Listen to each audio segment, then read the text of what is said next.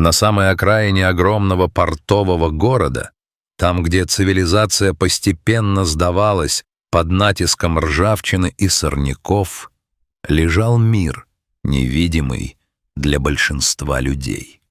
Это была территория промышленных зон, бесконечные лабиринты складов, ангаров с выбитыми стеклами и бетонных заборов, покрытых многолетней копотью. Здесь воздух всегда пах тяжелым мазутом, гниющими водорослями и холодным, соленым ветром с залива. Именно здесь жила немецкая овчарка по имени Лира.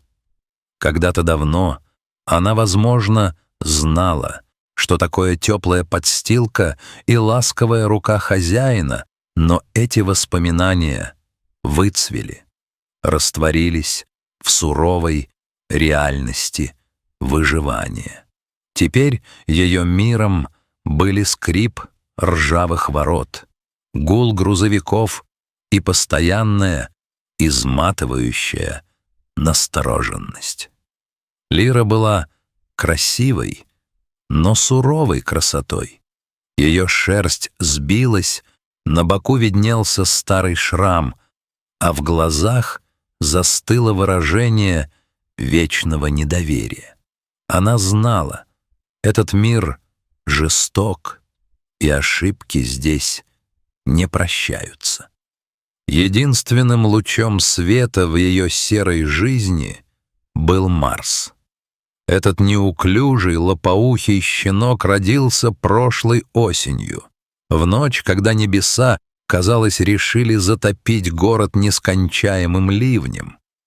Лира выкормила его в тени старого морского контейнера, согревая своим теплом и отдавая последние крохи еды. Ради него она научилась терпеть голод, ради него она стала еще осторожнее и еще опаснее для чужаков. Марс рос любопытным и живым, полной противоположностью своей матери.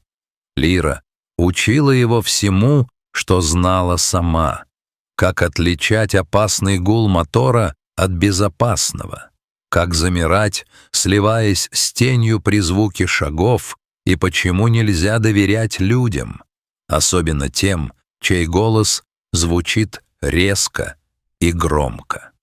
Их дни были похожи один на другой. Долгие обходы территории, поиск пропитания на свалках, короткий тревожный сон и снова путь. В тот роковой день погода испортилась с самого утра. Небо нависло над Промзаной тяжелым свинцовым одеялом, моросил мелкий колючий дождь, превращая пыль на асфальте в скользкую грязь. Металл конструкций стал ледяным и влажным. Лира вела Марса вдоль старой ремонтной базы, огороженной высоким металлическим забором. Прутья местами прогнили, местами были выгнуты неведомой силой, но забор все еще стоял, разделяя их мир на здесь и там. Запах еды ударил в нос внезапно. Он был сильным, манящим, почти одурманивающим на фоне привычной сырости. За забором, всего в паре метров, кто-то оставил пакет с остатками обеда. Для голодного щенка этот аромат заглушил все инстинкты самосохранения. Марс, еще слишком юный, чтобы оценить угрозу, радостно тявкнул и, не слушая предупреждающего рыка матери, протиснулся в узкую щель между погнутыми прутьями. Лира не раздумывала ни секунды. Страх за сына затмил ее многолетнюю осторожность. Она бросилась следом, пытаясь проскочить в тот же проем, который с легкостью пропустил щенка. Но то, что было доступно маленькому телу Марса, стало ловушкой для взрослой собаки. В последний момент, когда голова и передние лапы уже были по ту сторону, ее грудная клетка с размаху врезалась в сужающиеся прутья. Инерция сыграла злую шутку. Лира проскочила самое широкое место и застряла там, где металл сходился клином. Острые зазубренные края ржавого железа впились в тело.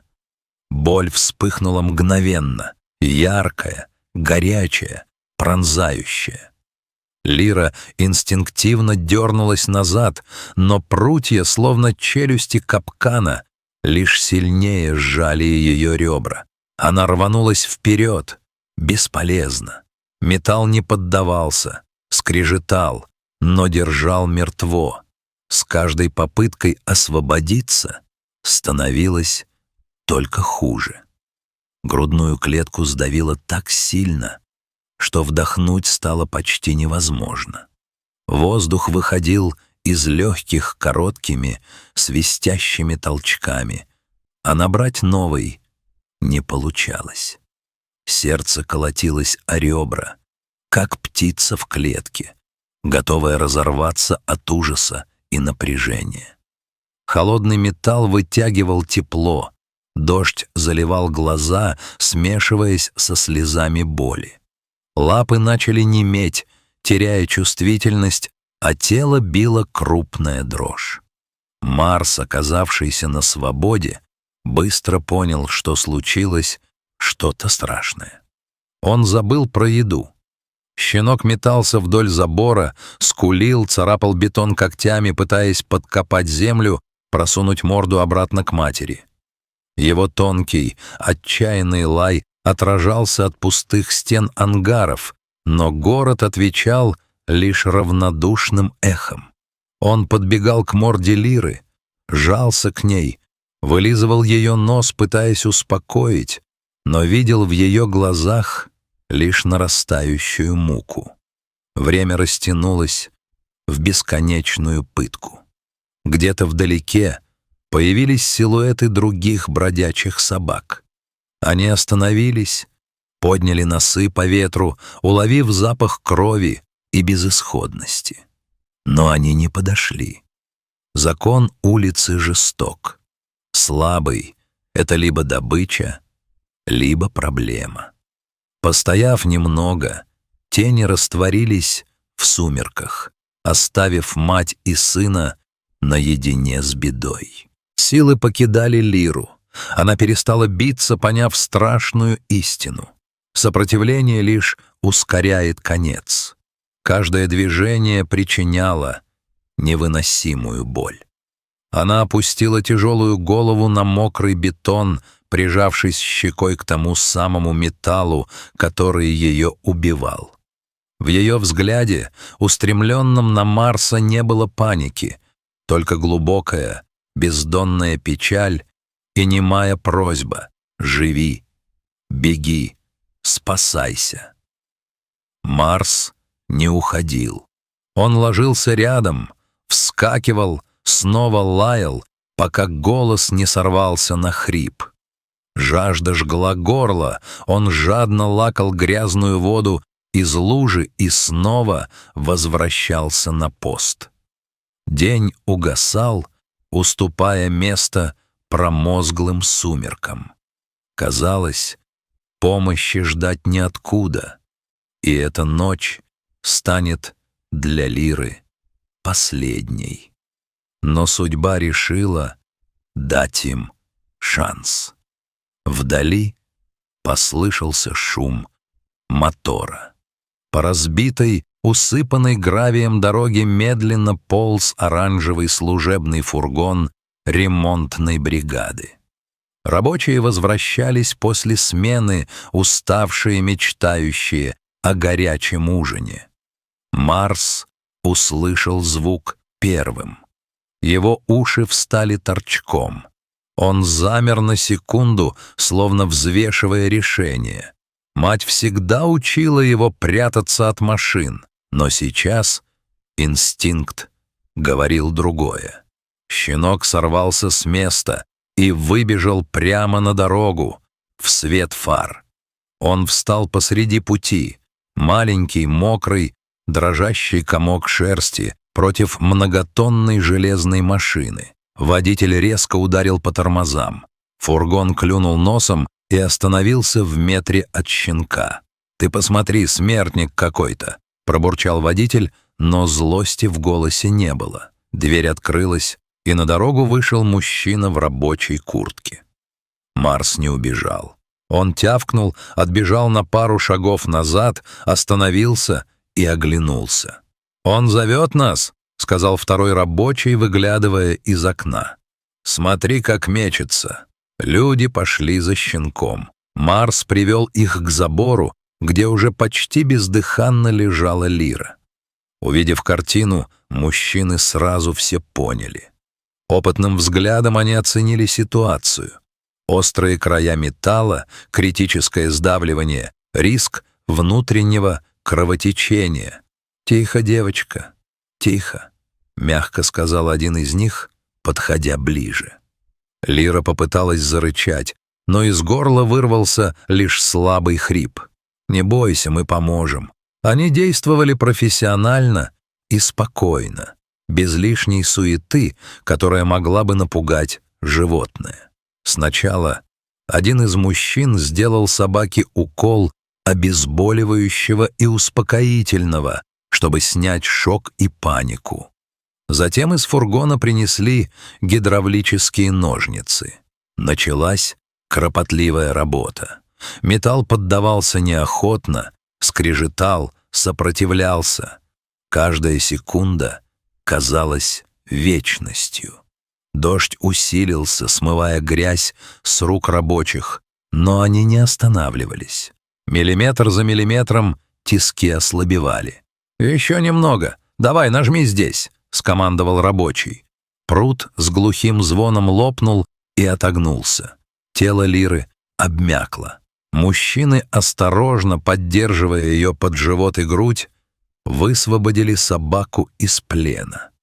Она рухнула на бок, на мокрую землю, жадно, со всхлипами вдыхая воздух. Грудная клетка расправилась, дыхание, хоть и тяжелое, стало ровнее. Марс тут же бросился к матери. Он скулил, тыкался носом ей в шею, вылизывал морду, проверяя, жива ли она. Люди не мешали. Они накрыли Лиру теплой курткой, дали ей немного воды и отошли в сторону, закуривая и наблюдая.